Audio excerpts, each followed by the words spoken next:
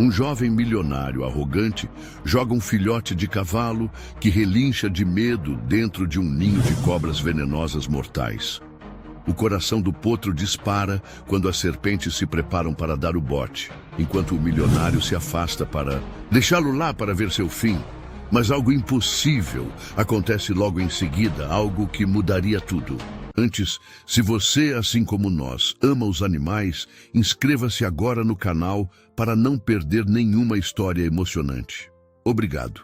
Vamos voltar à nossa história. A neblina cobria suavemente os campos da fazenda Santa Clara naquela manhã de outono, envolvendo as árvores centenárias em um abraço etéreo. Maria Júlia, uma menina de 10 anos com tranças desalinhadas e um vestido remendado, caminhava entre as árvores, colhendo amoras silvestres em sua pequena cesta de vime. O orvalho molhava suas sandálias gastas, enquanto ela se concentrava em sua tarefa, sabendo que cada fruta significava um pouco mais de alimento para sua família. Sua avó Benedita sempre dizia que as amoras que cresciam próximas ao riacho eram as mais doces, e Maria Júlia sorria ao pensar nas histórias que a matriarca contava sobre os segredos da natureza. O sol começava a dispersar a névoa quando um som distante chamou sua atenção. Um relincho fraco, quase um lamento, que parecia vir da direção do velho pântano. Maria Júlia parou, inclinando a cabeça para ouvir melhor. O som veio novamente, mais urgente desta vez, misturado com um ruído que ela reconheceu imediatamente, o chocalho característico das cascavéis que habitavam a região. Seu coração acelerou, dividido entre o medo natural das serpentes, que sua avó sempre a alertara para evitar, e uma preocupação crescente com o animal que parecia estar em perigo. "Deve ser só um cavalo selvagem", murmurou para si mesma, tentando ignorar o chamado. Mas outro relincho, desta vez mais desesperado, fez com que suas pernas se movessem quase que por vontade própria em direção ao som. Maria Júlia conhecia bem aquela área. Era território proibido, segundo os adultos, não apenas pelas cobras, mas também por fazer parte das terras do Homem Mau, como as pessoas da região chamavam Vicente Mendes, o jovem fazendeiro que havia herdado a propriedade vizinha. Conforme se aproximava, os sons ficaram mais claros. O coração da menina quase parou quando ela finalmente viu a cena através de uma abertura entre os arbustos. Um pequeno potro, de pelagem tão branca quanto as nuvens do céu, estava cercado por um ninho de cascavéis. O animal tremia visivelmente, suas pernas finas mal conseguindo mantê-lo em pé, enquanto as serpentes se moviam ao seu redor, alertas e ameaçadoras. Maria Júlia observou marcas de cordas nos tornozelos do potro e arranhões em seu corpo. Alguém havia deixado o animal ali deliberadamente. Suas mãos tremeram ao pensar na crueldade de tal ato, mas sua indignação superou o medo. Lembrou-se das lições de sua avó sobre como lidar com as cobras. Movimentos lentos, respeito pela natureza e, acima de tudo, coragem no coração.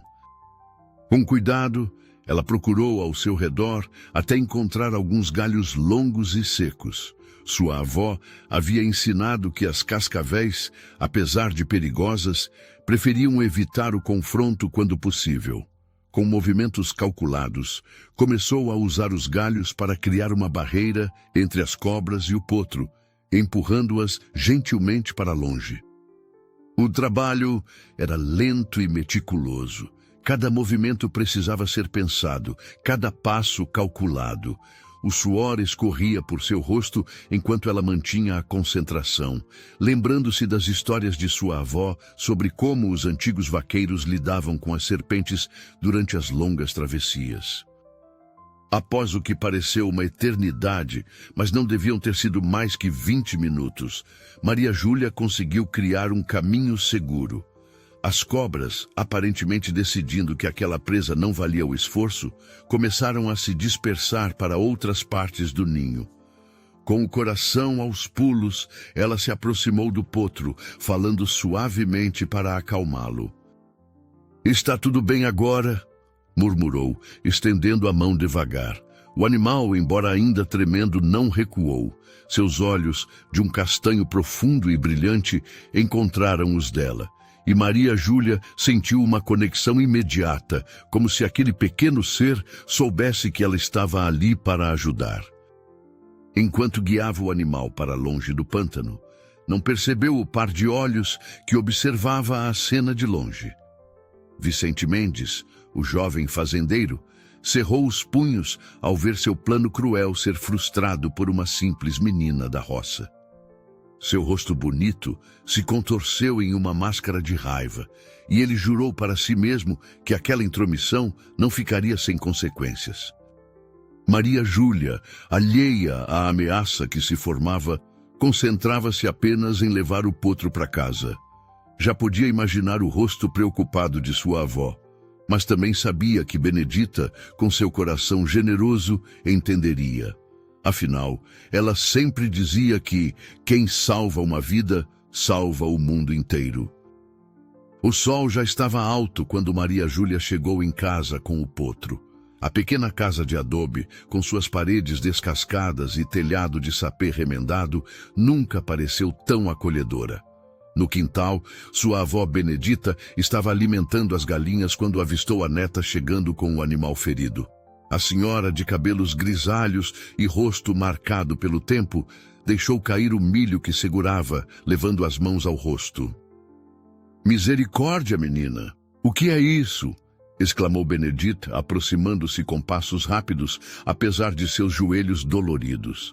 Seus olhos experientes logo notaram os ferimentos do potro e as marcas de corda em suas patas. Benedita examinou o animal com cuidado, murmurando palavras de compaixão.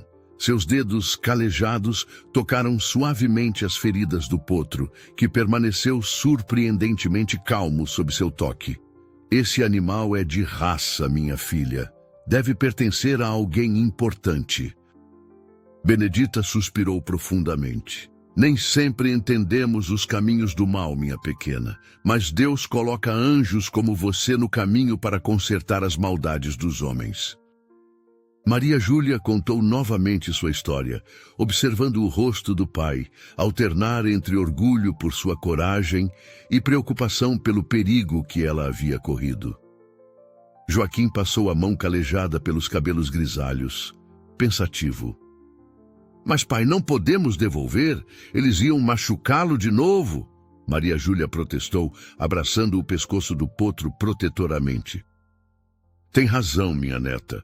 Deus colocou esse anjinho branco em nosso caminho por um motivo. Vamos chamá-lo de Alvo, pela pureza de sua cor e de seu coração." A notícia do desaparecimento do potro começou a se espalhar pela região.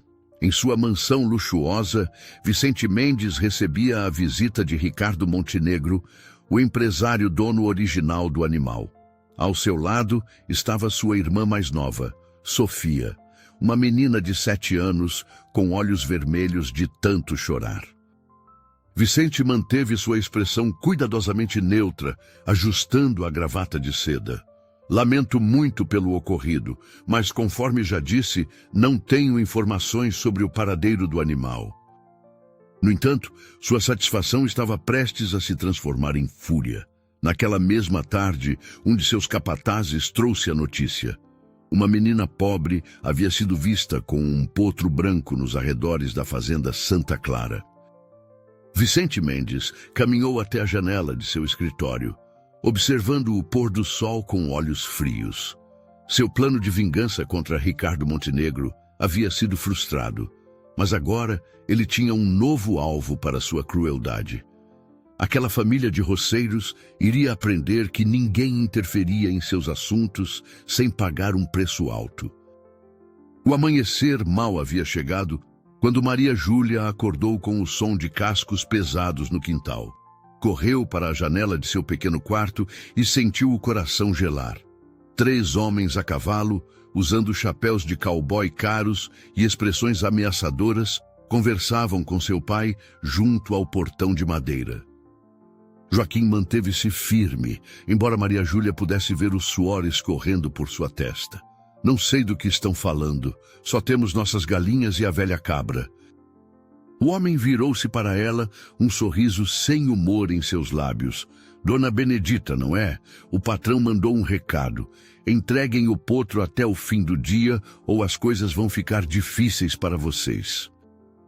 Após os homens partirem, deixando uma nuvem de poeira e medo para trás, a família se reuniu na cozinha. O café da manhã era simples, apenas pão velho e café ralo, mas ninguém estava com fome. Benedita, que mexia em seus potes de ervas medicinais, parou de repente. Tenho uma ideia. Rosa, minha comadre que trabalha na casa dos Montenegro, me contou que a menina Sofia chora todos os dias pelo sumiço do potro. Se pudéssemos fazer a informação chegar até eles... Um relincho suave veio do celeiro, seguido por um som de algo caindo. Maria Júlia correu para verificar e encontrou Alvo deitado na palha, tremendo de febre. As feridas em suas patas haviam piorado, adquirindo uma coloração preocupante. Mas como? Perguntou Maria Júlia, lágrimas escorrendo por seu rosto. Não temos dinheiro e se alguém descobrir... Rosa me contou sobre o potro, disse ela entrando no celeiro. Vim ver com meus próprios olhos. Sofia não come direito há semanas, preocupada com Alvo. Dona Helena se aproximou lentamente, seus olhos suavizando ao ver os cuidados que haviam sido tomados com o potro. Não, minha querida, vou ajudar. Conheço um veterinário discreto na cidade. Ele deve um favor à família Montenegro e não fará perguntas. Porque... respondeu Dona Helena, seu rosto endurecendo por um momento. Já vi Vicente Mendes fazer coisas terríveis antes.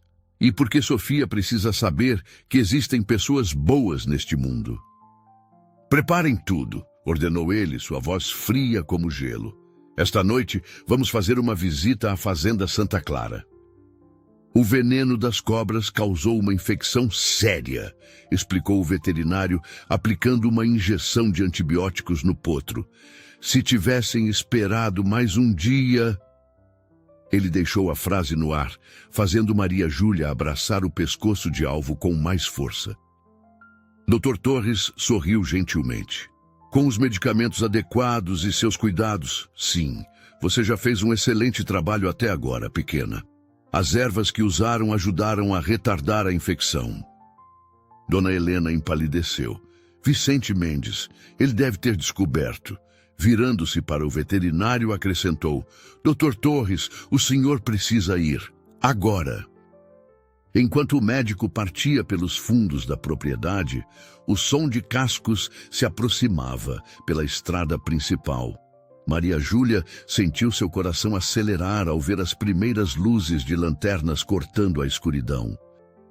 Com lágrimas nos olhos, a menina guiou Alvo para o esconderijo. O animal, ainda fraco pela febre, seguiu-a obedientemente. Fique quietinho, sussurrou ela, acariciando seu focinho. Prometo que vou te proteger.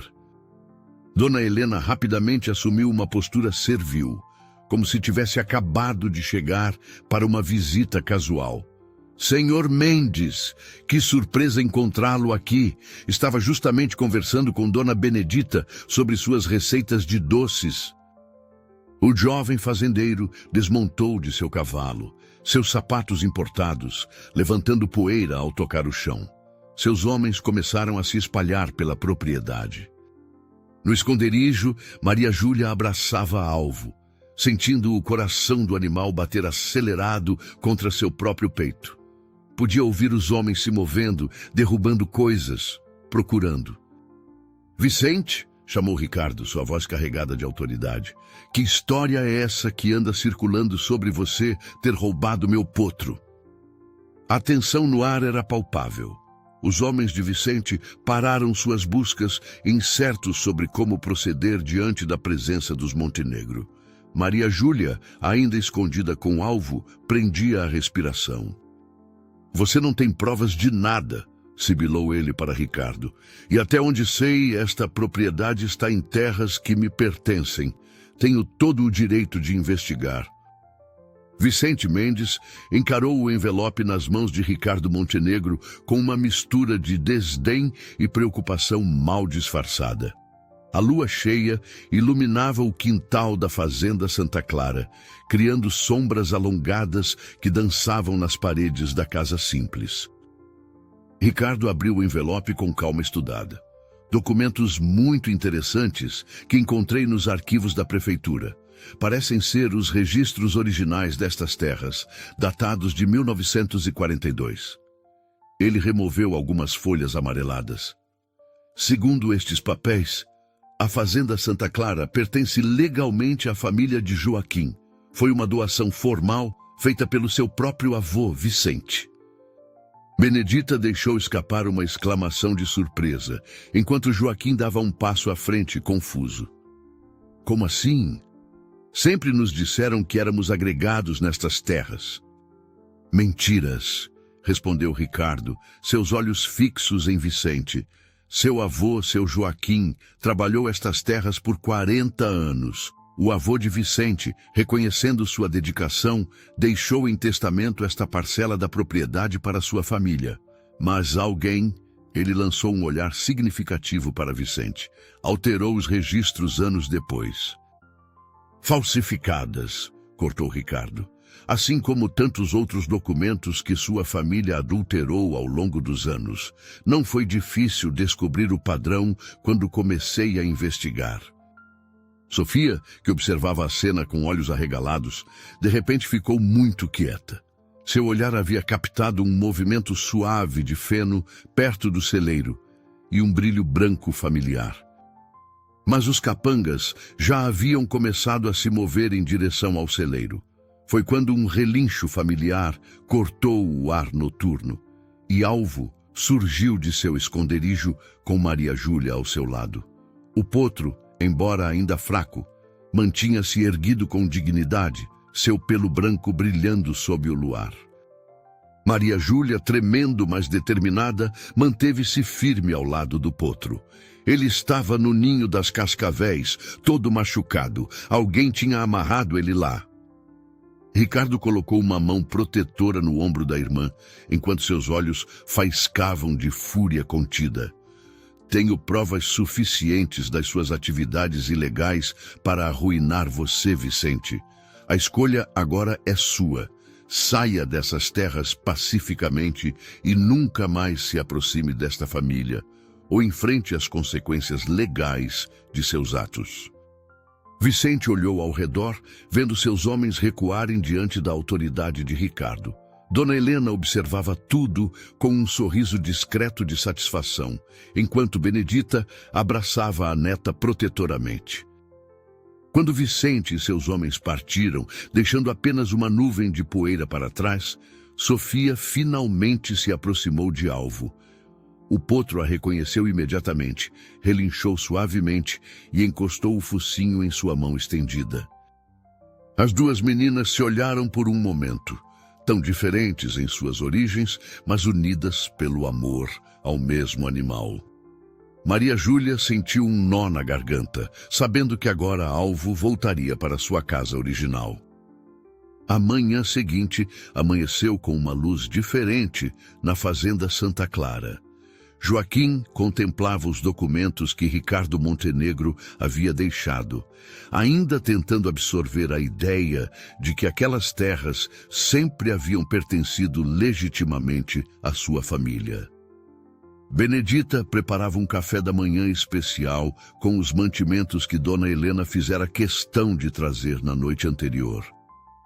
Maria Júlia estava no celeiro com Alvo, Sofia e o Dr. Torres, que havia retornado logo cedo para examinar o potro. As duas meninas observavam ansiosamente enquanto o veterinário checava os sinais vitais do animal. Sofia, que não desgrudava de Alvo desde que chegara com o irmão pela manhã, sorriu entre lágrimas. Ele sempre foi muito forte, desde pequenininho. Muito melhor, respondeu o Dr. Torres, Com mais alguns dias de tratamento, estará completamente recuperado. Joaquim começou a protestar, mas Ricardo ergueu a mão. É seu direito e faço questão que aceitem, mas também tenho outra ideia em mente. Ele sorriu, olhando para as duas meninas.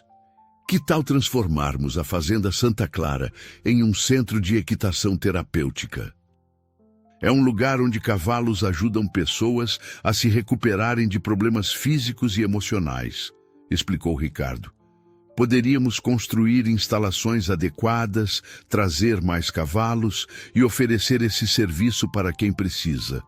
Sofia sempre quis trabalhar com cavalos, e você, Maria Júlia, tem um dom natural com eles. Eu posso ajudar com isso, ofereceu Dona Helena, que acabava de chegar. Antes de ser governanta, trabalhei por muitos anos com equitação terapêutica em São Paulo. Seria uma honra transmitir esse conhecimento. Ricardo sorriu. Na verdade, pensei em algo mais. Alvo poderia ficar aqui permanentemente como propriedade conjunta das duas. Afinal, ele deve sua vida aos cuidados de Maria Júlia, e Sofia é quem o conhece desde pequeno. Eu topo! Exclamaram as duas meninas em uníssono, fazendo todos rirem. Maria Júlia sentiu lágrimas de felicidade nos olhos. Vamos fazer desse lugar algo especial, prometo. Discretamente, ele fez um sinal para um de seus homens de confiança, que montava guarda próximo ao portão. Não permitiria que nada nem ninguém ameaçasse este novo começo. A Fazenda Santa Clara estava prestes a se transformar em um lugar de cura e esperança, e ele garantiria que assim permanecesse. As semanas seguintes trouxeram grandes mudanças para a Fazenda Santa Clara. Arquitetos iam e vinham, desenhando plantas para as novas instalações. Tratores começaram a preparar o terreno para as futuras baias e picadeiros. Maria Júlia e Sofia passavam cada momento livre, estudando livros sobre equitação terapêutica que Dona Helena lhes trazia. Numa tarde particularmente quente, enquanto as meninas praticavam técnicas de escovação em alvo, agora completamente recuperado, um carro desconhecido atravessou os portões da fazenda. Uma senhora elegante desceu do veículo, apoiando-se em uma bengala. Seus olhos azuis, emoldurados por rugas profundas, examinaram a propriedade com interesse. Helena, minha querida, sorriu a senhora. Quanto tempo? Dona Matilde sentou-se em um fardo de feno, seu rosto assumindo uma expressão distante. Conheço esta história melhor do que gostaria, minha querida, e está na hora de algumas verdades virem à tona. Há 40 anos, começou Dona Matilde, esta fazenda era conhecida como o lugar mais feliz da região. O avô de Vicente, Eduardo Mendes, era um homem bom, justo, que tratava seus funcionários como família. Seu melhor amigo era o avô de Joaquim, que cuidava desta parte da propriedade como se fosse sua. Ela fez uma pausa, suas mãos apertando a bengala. Eduardo tinha um filho, Augusto, pai de Vicente. Ele era diferente. Cruel com os animais, violento com os empregados. Eduardo sofria muito com o comportamento do filho, especialmente depois que descobriu que Augusto estava envolvido em negócios ilegais. Foi quando Eduardo decidiu dividir a propriedade, continuou ela. Deixou em testamento esta parte da fazenda para a família de Joaquim como reconhecimento por décadas de dedicação. Mas na noite em que assinou os papéis, Augusto assumiu tudo, disse Dona Matilde, lágrimas nos olhos. Alterou registros, expulsou famílias, transformou um lugar de amor em um império de medo. E Vicente é exatamente como o pai. Porque eu era covarde, respondeu Dona Matilde. Eu sabia de tudo, mas tinha medo. Augusto ameaçou minha família se eu falasse algo. Depois que ele morreu, continuei em silêncio, esperando que Vicente fosse diferente. Mas quando soube o que ele fez com o alvo... Porque encontrei isso, disse Dona Matilde, retirando um envelope antigo de sua bolsa. O testamento original de Eduardo. Ele havia enviado uma cópia para meu falecido marido, seu advogado de confiança. Encontrei escondido em um fundo falso de uma gaveta antiga. Vicente Mendes estava parado ali, uma arma apontada para o grupo. Seus olhos brilhavam com uma fúria que lembrava terrivelmente seu pai. Acabou, Vicente, disse Dona Matilde, levantando-se com dignidade. Não vou mais permitir que esta história de crueldade continue. Ricardo Montenegro emergiu das sombras do celeiro, acompanhado por 2 policiais. Vicente girou rapidamente, mas antes que pudesse reagir, um dos oficiais já havia desarmado-o com um movimento preciso. O jovem fazendeiro tentou manter a compostura, mas era visível que estava perdendo o controle. Você não entende, rosnou ele. Esta terra, todo este império, foi construído com sangue. Não vou deixar que destruam o legado da minha família. Maria Júlia, ainda abraçada a Sofia, observava a cena com o coração aos pulos. Alvo, inquieto, batia os cascos no chão do celeiro. A menina notou que o potro parecia querer se movimentar em uma direção específica. Alvo, quebrando as amarras que o prendiam, galopou em direção a Vicente. O potro não o atacou, simplesmente se postou entre ele e a saída, empinando majestosamente. O jovem fazendeiro, surpreso, tropeçou para trás e caiu, permitindo que os policiais o alcançassem. Como sabia que ele viria? Perguntou Joaquim a Ricardo. Benedita, que observava tudo em silêncio, aproximou-se de Vicente enquanto ele era levado. Sabe, meu jovem, sua família já teve muito mais que terras e dinheiro. Teve respeito, amor, gratidão. Espero que na prisão você aprenda o que seu avô já sabia, que a verdadeira riqueza está no bem que fazemos aos outros.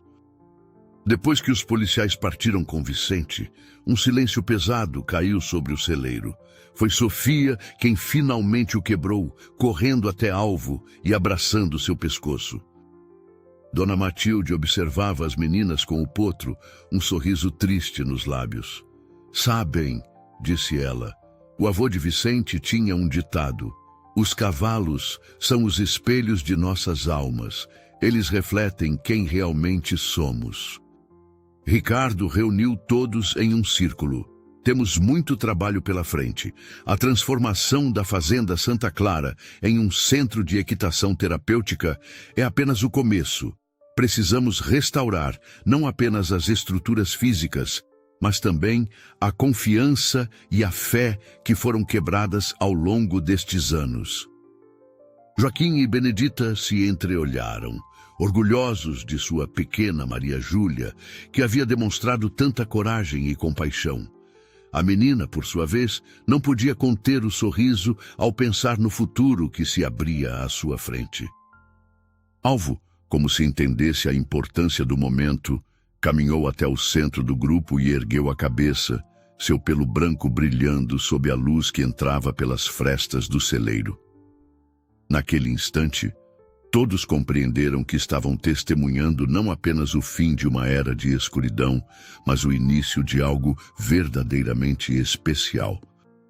Amanhã, disse Ricardo, começaremos os preparativos para a reforma, mas hoje vamos celebrar a vitória do bem sobre o mal, da verdade sobre a mentira, do amor sobre o ódio. A manhã começou cedo na Fazenda Santa Clara, com o som de tratores e o vai e vem de trabalhadores. No antigo celeiro, agora limpo e organizado, Maria Júlia e Sofia estavam sentadas no chão de terra batida, rodeadas por livros e cadernos, enquanto Dona Helena explicava os princípios básicos da equitação terapêutica. O mais importante, dizia a experiente instrutora, não é apenas saber montar, é entender como o cavalo pode ajudar na cura das pessoas. Ela sorriu ao ver Alvo se aproximar curiosamente dos livros abertos. Cada animal tem uma personalidade única e precisamos aprender a combiná-los com os pacientes certos. É uma mistura de ciência e intuição, respondeu Dona Helena. Por exemplo, Alvo tem uma natureza muito gentil e paciente. Seria perfeito para crianças com medo ou pessoas que precisam recuperar a confiança. O som de um carro se aproximando interrompeu a aula. Pela entrada do celeiro, viram Dona Matilde chegando, acompanhada por uma senhora em cadeira de rodas. Ricardo Montenegro as ajudava a descer do veículo. A senhora, na cadeira de rodas, tinha um sorriso luminoso e olhos vivos, que pareciam enxergar além das aparências. Então este é o famoso Alvo, disse ela, observando o potro com interesse profissional. E estas são as jovens amazonas que ouvi falar tanto? Maria Júlia e Sofia se aproximaram timidamente. Dona Cecília as examinou com atenção carinhosa. Sabem, meninas, comecei este trabalho há 40 anos, quando ninguém acreditava que cavalos podiam ser terapeutas. Hoje, vejo centros como este se espalhando pelo país, transformando vidas. Não mais, respondeu Dona Cecília com um sorriso sereno. Um acidente me colocou nesta cadeira há 5 anos, mas continuo ensinando, porque aprendi que existem muitas formas de cavalgar. Algumas não precisam de sela ou rédeas. Dona Cecília vai nos ajudar a estruturar o programa terapêutico, explicou Ricardo. Sua experiência será fundamental para começarmos da maneira certa. Maria Júlia e Sofia guiaram o potro até um espaço mais aberto, onde Dona Cecília poderia observá-lo melhor. Para surpresa de todos, Alvo caminhou diretamente até a cadeira de rodas e abaixou a cabeça, permitindo que a senhora acariciasse seu focinho. Ele sempre parece saber exatamente o que as pessoas precisam, comentou Maria Júlia, lembrando-se de como Alvo a confortara nos momentos difíceis.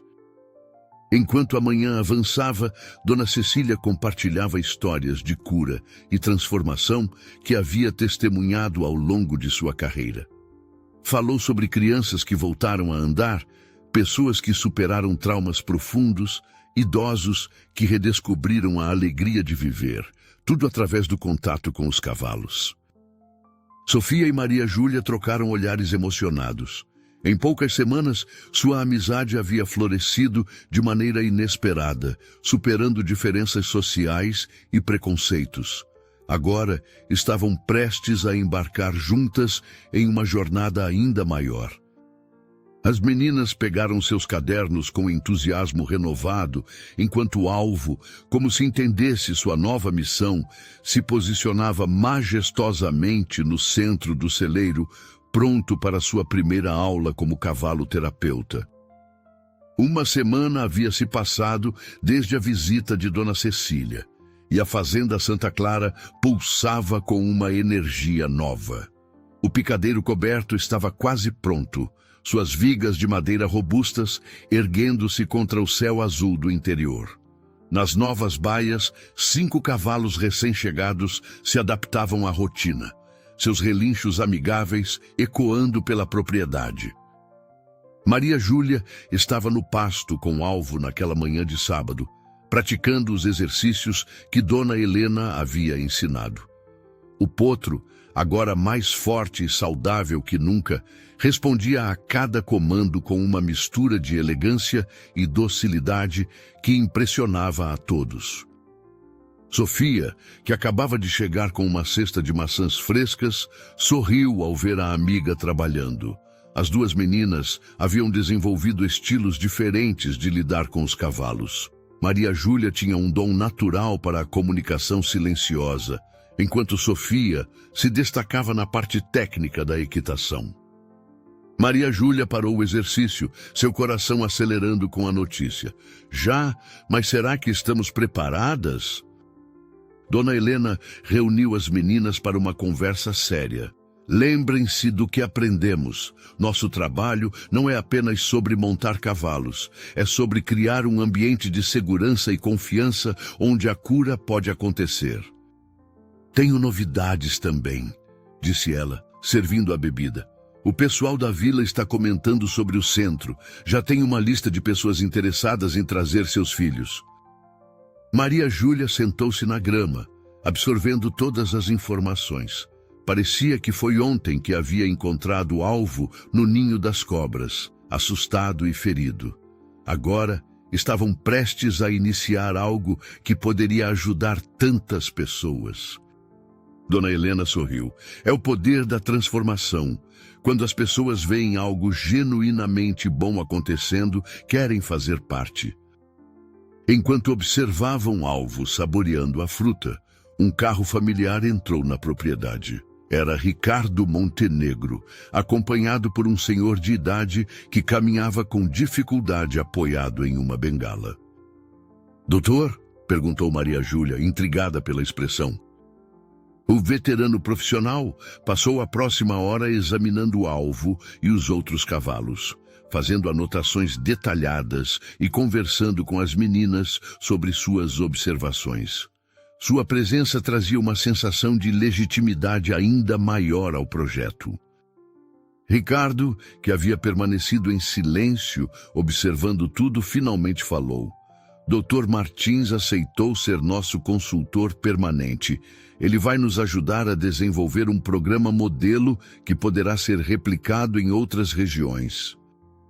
Do alto de uma colina próxima, o sol da tarde banhava a fazenda Santa Clara, com uma luz dourada, iluminando o novo picadeiro, as baias reformadas e o grupo reunido no pasto. Era uma cena de esperança e renovação, um testemunho vivo de como o amor e a dedicação podiam transformar um lugar de dor em um santuário de cura. A segunda-feira amanheceu com uma névoa suave, cobrindo a fazenda Santa Clara.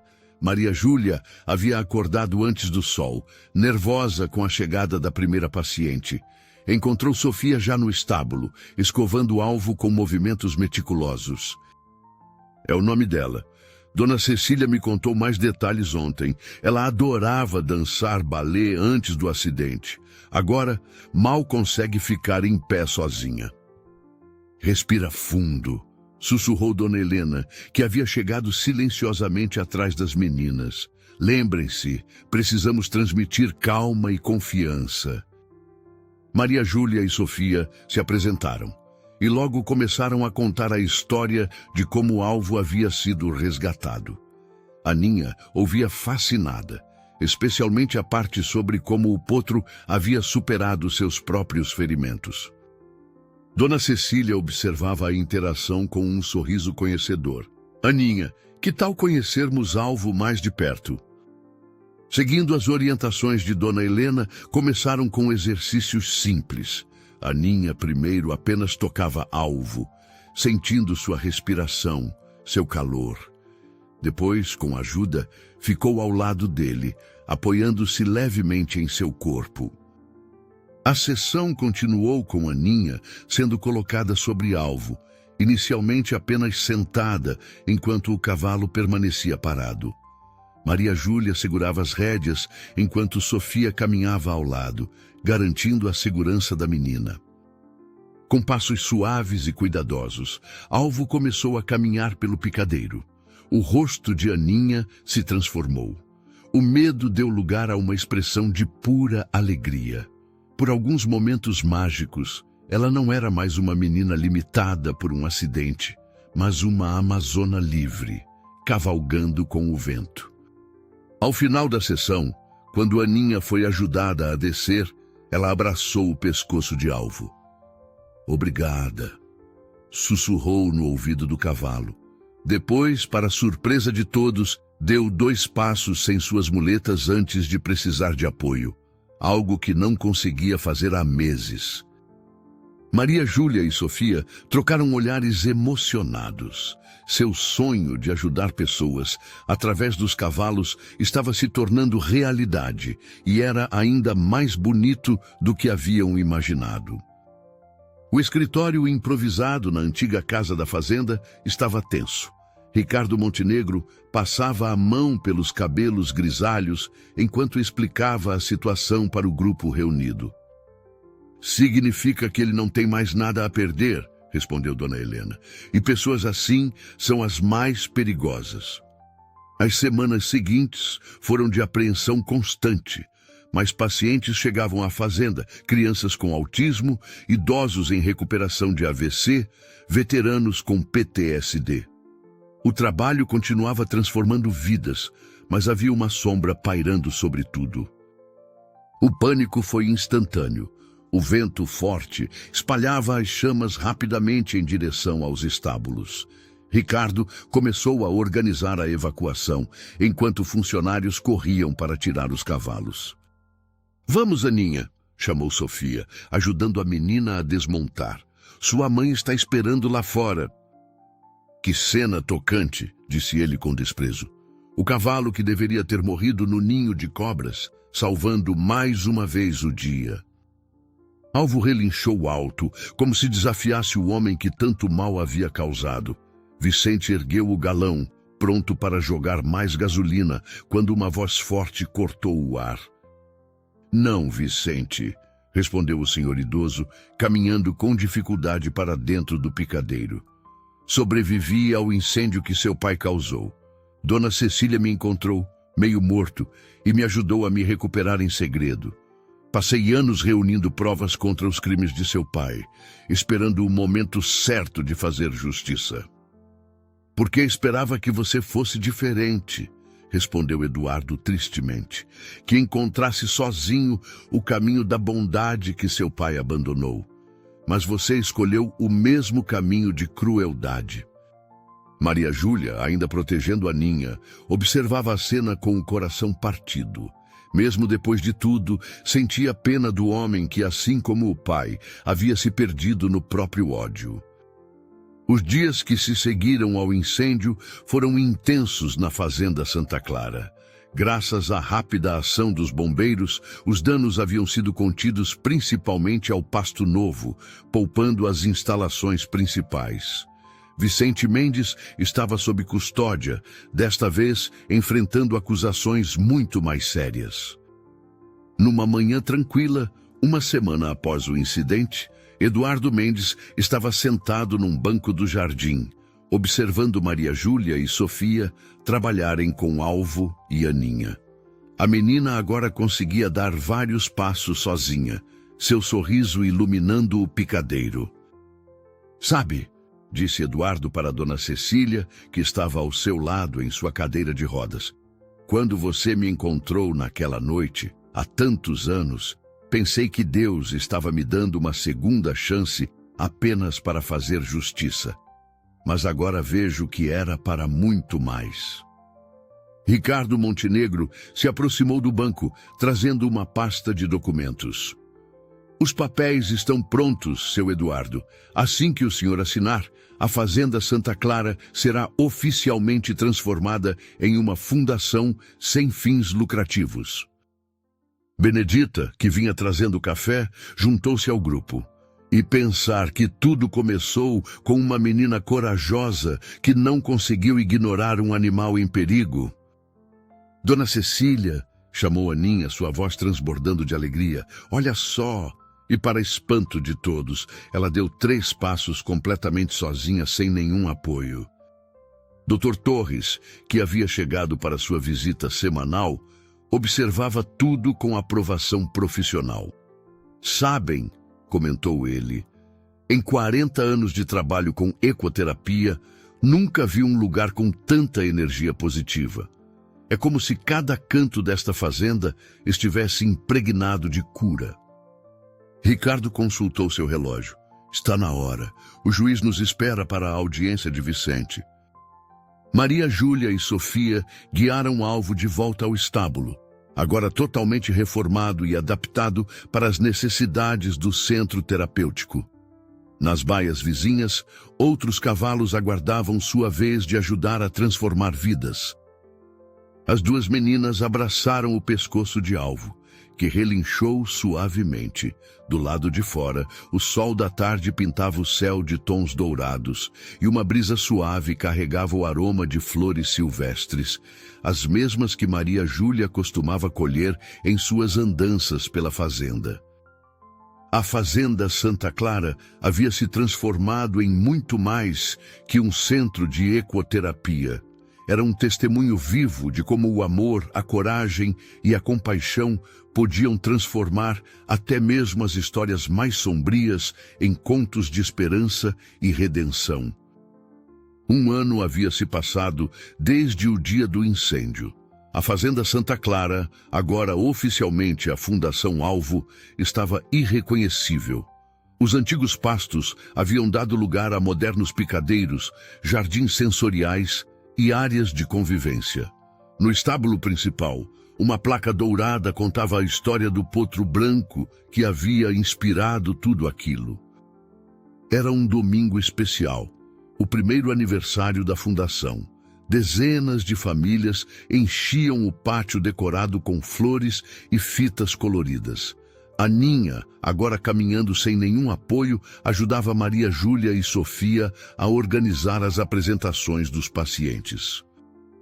Parece que foi ontem que o encontrei no ninho das cobras, respondeu Maria Júlia, sorrindo ao lembrar-se daquele dia fatídico. Quem diria que aquele momento de coragem mudaria tantas vidas? O público se acomodou nas arquibancadas do picadeiro principal. Eduardo Mendes, apoiado em sua bengala, subiu ao pequeno palco improvisado. Ao seu lado, Ricardo Montenegro e Dona Matilde sorriam orgulhosos. Uma apresentação especial começou.